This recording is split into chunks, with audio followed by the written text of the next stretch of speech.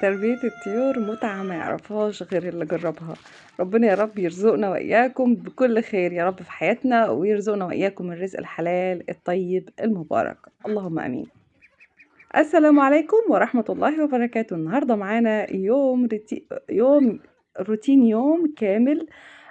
حبيت كده ألعب فيه مع الطيور، صح كان يوم طويل شوية بس استمتعت وهم كمان استمتعوا. بصوا أنا الأول كده كنت جايبة لهم شوية قمح وقاعدة بقطع لهم رغيف عيش كده لقيته معايا. كنت باحاول إن أنا أثبّت الموبايل بس كانت محاولة فاشلة خلاص. فالمهم وأنا قاعدة كده الجو إيه كنا الصبح بقى، أنا كنت طالعة لهم الصبح يعني إيه، كانت الساعة 09:00 كده يعني، ما كانش بدري أوي وما كانش متأخر أوي، بس إيه أنتم عارفين الجو اليومين دول حَر أوي بزيادة، فطَقِّت في دماغي بقى فكرة إيه، إن أنا عايزة أحمّي البط. يوم ما الأوضة غرقت البط اللي هو المسكوفي، البط اللي هو الفرنساوي اللي عندي والبغال كانوا مبسوطين أوي الصراحة من المَيّة لمّا خرّجتهم في المكان ده. فالمكان ده أصلًا اللي هو قصاد الأوضة عندي، ده بتاع حماتي مش عندي، فأنا قُلت مش هاحط لهم أكل عشان ما يبهدلوش الدنيا، أنا هاحط لهم بس الطبق الأزرق ده، وحطيت لهم فيه شوية مَيّة وهُم ما صدّقوا الصراحة. بُصّوا بقى وهاتك يا حُمى وتبلبيط، وقعدوا يغسلوا في جسمهم. أنا باحب البط جدًا ما شاء الله اللهم بارك، البط من الكائنات الحلوة واللحمة بتاعته جميلة اللهم بارك، بيبقى طعمها حلو. يعني الصراحة يعني زمان، زمان وأنا صغيرة ما كنتش باحب البط، ما كنتش باحب طعمه. لمّا كبرت شوية بقيت باحب البط جدًا. يعني أنا عندي طعم البط أحلى من طعم الرومي، أحلى من الفراخ البلدي. بُصّوا هو الناس بتختلف عن بعضها، عندي عيالي دلوقتي برضه مغلبينّي ومجننينّي وما لهمش في البط، بس أهو باقاوح معاهم إيه، وإن شاء الله يعني مصيرهم هياكلوا، هُم بياكلوا مرّة ومرّة لأ، وإحنا كده يعني ما عندناش بط كتير. ربنا يا رب يحسن ما بين إيدينا وإيديكم ويرزقنا وإياكم الرزق الحلال الطيب المبارك. الصراحة وهُم قاعدين بيلعبوا كده تحسّوا بانتعاشة، تحسّوا إن مش عارفة، بس المَيّة دي كلّها كانت نضيفة، شوفوا يعني الوساخة دي طالعة من جسمهم. ما شاء الله اللهم بارك. يعني سبحان من صوّر وسبحان من خلق، سبحان ربي الأعلى، سبحان ربنا اللي علّمهم كده، سبحان الله يعني بجد هو طبيعة عندهم وفطرة كده بالفطرة. فطلّعتهم وإن شاء الله مش هتكون آخر مرّة وهاطلّعهم تاني. الصراحة أنا كنت عايزة أطلّعهم مش عشان خاطر البط ده كمان، كان عندي دكر البط بتاعي حاسة إن هو وسخ، ريشه وسخ، فكنت عايزة أخرّجهم برّه في المكان اللي برّه، وبعدين خُفت إن هو يطير، يعني ذكر البط نَفْسه يطير، يحصل أي حاجة يخاف كده يعني. قُلت الدنيا مش أمان، فالمكان ده السور بتاعه عالي، فقُلت أحُطّه فيهم، وبلاش أحُط لهم أكل عشان ما نبهدلش الدنيا، لإن المكان مش تبعي، وإن كان يعني هو أصلًا مكان متبهدل، ولكن ربنا يا رب يحسن ما بين إيدينا وإيديكم ويصلح حالنا وحالكم. البط الصراحة زي ما انتم شايفين كده انشكح وبقى مبسوط جدًا، كنت مخرّجة ذكر البط معاهم، بس إيه بقى، الأوضة بتاعة حماتي فيها ذكر بط كبير أكبر من بتاعي، فضلوا واقفين قصاد بعضهم يحاحوا قصاد بعضهم، ومش راضي ييجي ناحية المَيّة، مع إني مطلّعاه من قبلهم. آخر ما زهقت بقى قُمت ماسكاه وحاطاه في الحوض وفاتحة عليه الحنفية ومحمياه، بس كده. الصراحة ريشه نضف برضه أكتر من الأول، هاوريه لكم دلوقتي. طلعت بقى سِبتهم كده وطلعت لهم الوجبة التانية العصر، ما شاء الله اللهم بارك، الفراخ عندي بشّرت اللهم بارك.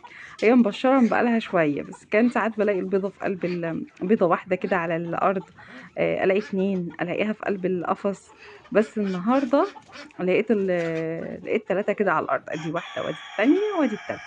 بُصّوا ذكر البط تحسّوا إن ريشه نضف كده عن الأول، ولسه إن شاء الله شوية كده وهاحميه حُماية كمان. بُصّوا البيض البشاير ده يعني بُصّوا من أحلى حاجة ممكن تلاقوها في تربية الطيور، بيفرّح أوي مع إنه صغير كده، بس بيفرّح جدًا، جدًا، جدًا يعني اللهم بارك. دول طبعًا خايفين من البط الكبير، استحموا برضه كمان ونطفوا كده. ربنا يا رب يبارك لينا وليكم ويرزقنا وإياكم الرزق الحلال الطيب المبارك.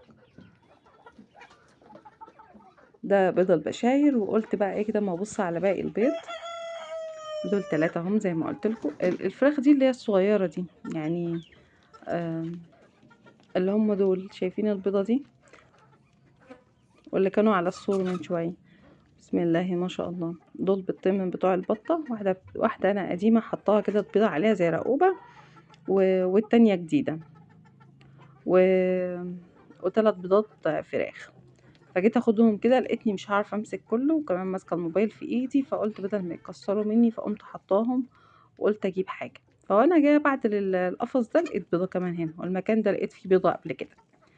بيض البشاير ده يا جماعه من احلى الحاجات اللي ممكن تشوفوها، بقى كمان طعمه حلو قوي، وبيبقى فرحته كبيره ان انتوا بتلاقوا عندكم خير جديد ورزق كتير. ربنا يا رب يبارك في رزقنا ورزقكم، ويرزقنا واياكم من رزق الحلال الطيب المبارك.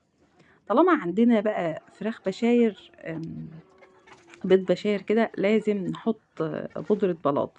وكمان عندنا البط بيبيض، فلازم نحط له برضو بودرة بلاط عشان تديله الأملاح اللي هو محتاجها والكالسيوم اللي هو محتاجه. ربنا يا رب يبارك لينا وليكم، ويرزقنا وإياكم من رزق الحلال الطيب المبارك. كمان خدت دول بقى قلت أخرجهم بره كده. العلبة بتاعت بودرة البلاط علبة صغيرة كده بعملها لهم واحطها لهم، يا اما بحط على الاكل. دلوقتي طبعا بصوا، خرجت هنا بصيت عند بيض البطة لقيت ايه، بيضة كمان، فقلت اخدها كمان بالمرة مع البيض. ربنا يا رب يحسن ما بين ايدينا وايديكم، ويرزقنا واياكم من رزق الحلال الطيب المبارك. طبعا انا حطيت لهم شوية قمح وشوية عليقة وشوية ذرة وبس كده. العيش كان رغيف كده الصبح، واخر النهار كنا عاملين رقاق بشوربة، فكان باقي شوية اللي هم كانوا بياكلوا فيهم دلوقتي. ربنا يا رب يحسن ما بين ايدينا وايديكم، ويرزقنا واياكم من رزق الحلال الطيب المبارك. دكر البطة حسيت ان هو نضف الصراحة، حسيت ان هو احسن كده يعني، ما شاء الله اللهم بارك. في الوقت ده بقى انا كنت عايزة امسك البطاية. ربنا رزقني ببطاية كده بلدي.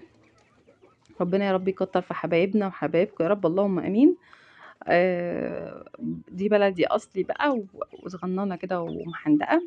طبعا هو البلدي طبيعته كده، فانا بزغطها يعني، هي جايلي من امبارح وانا زغطتها امبارح، وبزغطها بقى النهارده كمان.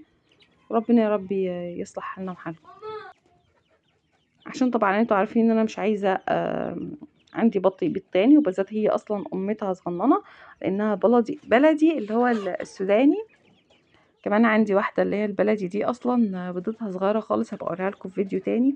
البيضه بتاعتها صغيره عن البط اللي هو الخليط اللي عندي، وهي باضت الصراحه، وقلت ايه اصبر عليها ترقد واشوفها ترقد ولا هيبقى ظروفها ايه. فكده جبت البطه وقعدت ازغطها بقى. بصوا لما بسيبها تتنفس عايزه تجري وتسيبني. ف ربنا يا رب ييسر حالنا وحالكم، ويرزقنا واياكم من رزق الحياه الطيب المبارك. على فكره من خلال تجربه، انا زغطت قبل كده بغال. البغال ما كانش، كان عندي واحده بغال كانت جايه لي برده. مفيش وجه مقارنه بين البغال في التصغيط والبلدي. البلدي ما شاء الله روحه هاديه وما بيعضش كده، ومش مش زي خالص البغال بيعض وبيخربش وبيعمل كل حاجه. ربنا يا رب يحسن ما بين ايدينا وايديكم، ويرزقنا واياكم من رزق الحياه الطيب المبارك.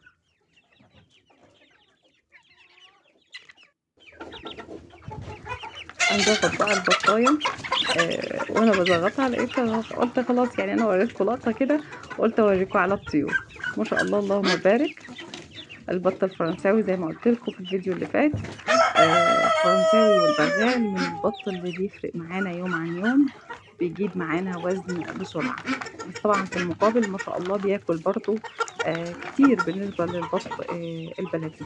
البلدي أو الخليط أكلته ضعيفة، وممكن من أقل حاجة بيكبر معاكم. طبعا يعني المسكوفي بيدي أوزان حلوة كمان، لكن بياخد وقت شوية يعني 5-6 شهور، 6-7، في ناس قعدوا أكتر من كده كمان. بس بياكل اي حاجه واكله بيبقى خفيف يعني، مش هيضغط في الاكل اللي هو كل يوم، مش هتحسي ان انت بتدفعي فلوس كتير في الاكل. فكل حاجه لها ميزه وكل حاجه لها عيب، وفي المقابل طبعا بيدينا طعم لحمه احلى طبعا. آه،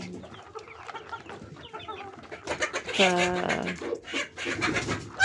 فكل حاجه لها ميزه وكل حاجه لها عيب. على فكره انا عايزه اقول لكم على حاجه، انا اعرف ناس والله العظيم البط البلدي ده او الخليط بيربوه على عيش فقط، عيش وذرة، عيش وذرة بس، يعني حتى كمان مش بيحطوا تشيش، مش بيكسروه تشيش، والله عيش وذرة بس، وبيطلع طعمه احلى، طبعا احلى بط طبعا، يعني حتى ولو ما اديناش الاوزان اللي هي بتاعه العليقه او الخلطات او القمح او الحاجات دي كلها، ولكن بيبقى برضو طعمه حلو. بصوا هي معادلة، الحاجة هتأكلوها هتلاقوها، هتوفروا معاها في الأكل برضو، هتديكوا وزن على المدى البعيد، بس طبعا مش هيكون برضو زي الحاجة اللي كانت كتير. لو احنا بقى الحاجة عايزينها تجيب معاكوا وزن، آه، بعد ما كلت معانا فترة، يبقى أسهل حل اللي هو التصغير، زي البطة اللي أنا بظبطها دلوقتي دي. ربنا يا رب يحسن ما بين ايدينا وايديكم ويصلح حالنا وحالكم يا رب. الفيديو بتاع النهارده والروتين بتاع النهارده يكون عجبكم، ولو عجبكم الفيديو ما تنسوش تحطوا لنا لايك وكمان كومنت حلو زيكم يفرحنا ويشجعنا. كنت انا خلاص بقى هنزل وجايه بقى اقفل عليهم كده، نسيت اوريكم الستاره، هوريها لكم في الفيديو الجاي ان شاء الله، عشان الناس اللي سالتني انت حاجزه ازاي، بتحجزي ازاي ما بين حاجه وحاجه. بصوا العلبه مليتها بودره بلاط وبياكلوا فيها البط. لغاية هنا هقول لكم اشوفكم في فيديو جديد ومع السلامة.